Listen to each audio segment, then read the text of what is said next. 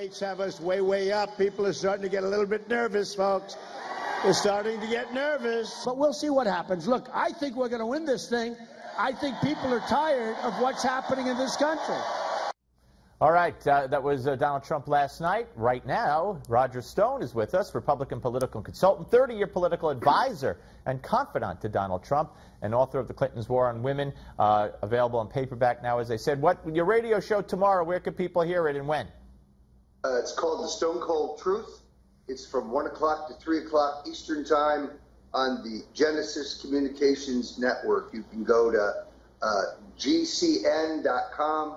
And hear it in live stream, or if you are lucky enough to live in Austin, several other markets. I'm having a lot of fun with it, Steve. It's great. No, really great. You're a natural at it. Okay, folks, 877 Newsmax if you want to weigh in. We'll get to our first caller in a second, but I want to pick up on the debate, Roger. And, you know, there are two ways. We're told Hillary's preparing for a Donald Trump that we saw in the Republican debates, and she's preparing for a Donald Trump that we see lately when he reads the prompter and much more down to earth and much more calm and reserved.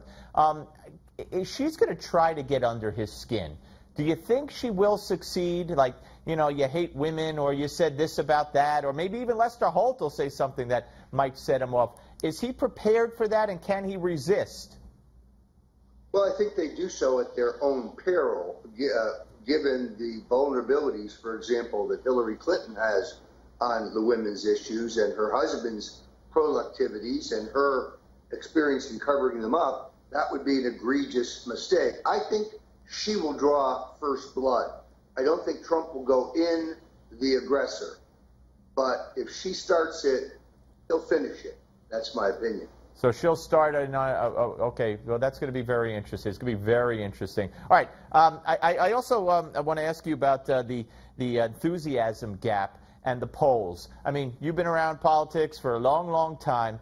Do you buy into this? And it's you know, it's happened in, I could give specific races out in California in a mayor's race with a black mayor. But do you believe when people are asked in the polls that there is a good number of them that are afraid to say Donald Trump that actually will come out and vote Donald Trump? We've actually seen this empirically. If you use a automated poll, meaning an automated computerized voice, push 1 for Trump, push 2 for Clinton, push 3 for undecided, and you contrast those polls where a live operator is used, Trump does substantially 3 to 4 points better in the automated poll, meaning the average person does not want to tell a stranger that they're going to vote for Trump, perhaps because it's not politically chic, it's not acceptable, it's not politically correct. So yes, there's an undervote for Trump. There's also a group of people who heretofore have not been in politics, who have come into the process. In Florida, for example, in the Republican primary, 375,000 more Republicans voted for Trump than voted for Romney in the primary. And when you examine those people, they are people who did not vote 4 years ago or 6 years ago even. So, yes, I think there's an undervote for Trump that is recessed. All right, let's get to the first phone call and say hello to Tim, who's in Arkansas. Hello, Tim. Welcome to America Talks Live. You're on with Steve and Roger Stone, sir. Hey, how you doing, Steve? Good, thank you. I want to say hi to Roger out there, too. Hey, Steve? Hey, my name's Tim from Arkansas. I was just wondering, I heard you say a while ago that Hillary is going to have a custom podium built. You know, we're tax-paying American citizens. What's that going to cost us? Well, I don't know who's. I think the Presidential Commission or the Debate Commission pays for that, but it says here from Drudge, the Presidential Debate Commission settled an early flashpoint when Clinton demanded a step stool at the podium.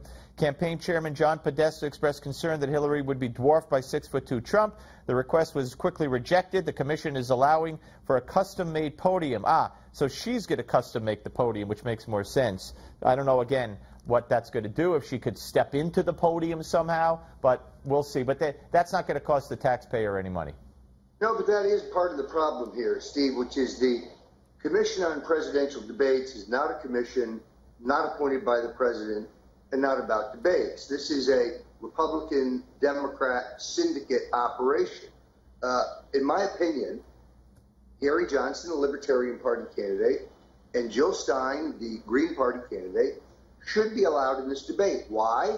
They are on the ballot in enough states to theoretically win 270 electoral votes. Getting on the ballot is not a piece of cake. It could not be done without wide viability. And therefore, elementary fairness would allow those candidates in the debate. Now, if you go do a political calculation and both of them are in the debate, it would actually be net minus Hillary, not Trump. Right. No, understood. Okay, listen, Tim, I appreciate the call, sir. Thank you very much. Before we go to our next call, Roger, Anthony Weiner.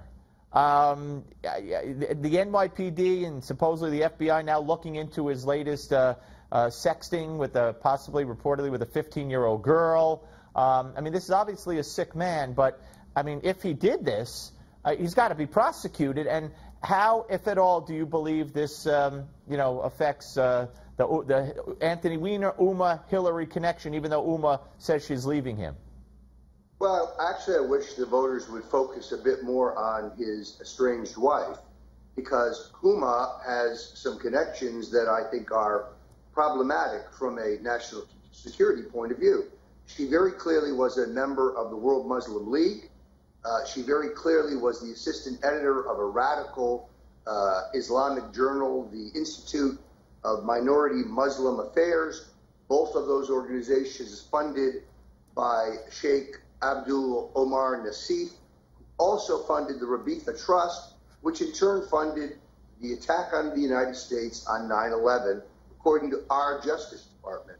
So how somebody with these connections that go all the way through her family, both her parents and her brothers, equally active in these radical pro-terrorist groups, that's deeply troubling to me, because as you know, Steve, she has had access to the highest level top secret documents.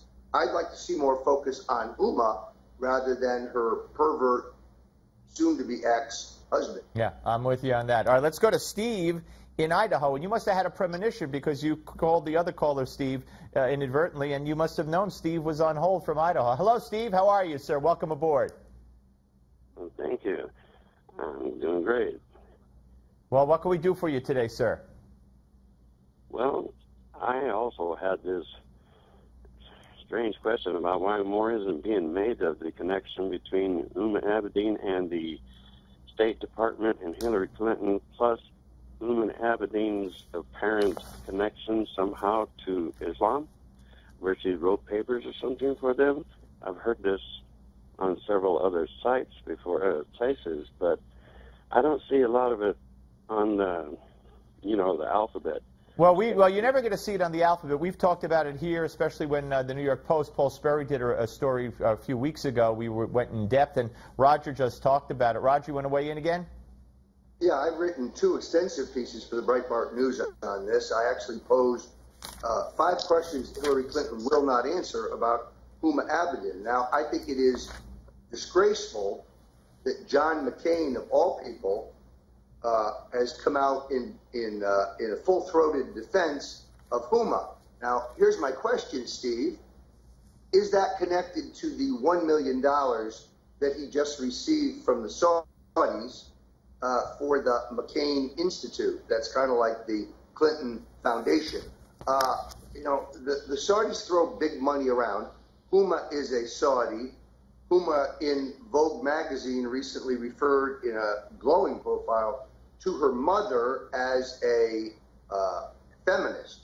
Her mother is the leading advocate for genital mutilation in the Muslim world. Talk about trying to dress that up. So I wish there would be more focus on Huma. I have no evidence that leads me to believe that she is a loyal American citizen. By the way, thank you for the call, Steve. We got a minute. But I'm seeing breaking news that the Massachusetts Supreme Court ruled that black men sometimes are justified in running away from cops because of the suffering they've had under racial profiling. this is not The Onion reporting this. This is CNN. I'm not blaming CNN. I'm sure it's legit. 30 seconds. Can you even imagine this, that they have a right to run from cops? Look, the violence in this country and the racial problems have only become exacerbated under our first black president. This is something that I know concerns friends of mine who are black and white. It has to be resolved. Steve, we must live together in harmony and be one country. Absolutely. And Hillary's been dividing and Donald Trump's been uniting. Roger, thank you, sir. Really appreciate it as always. We'll speak to you soon.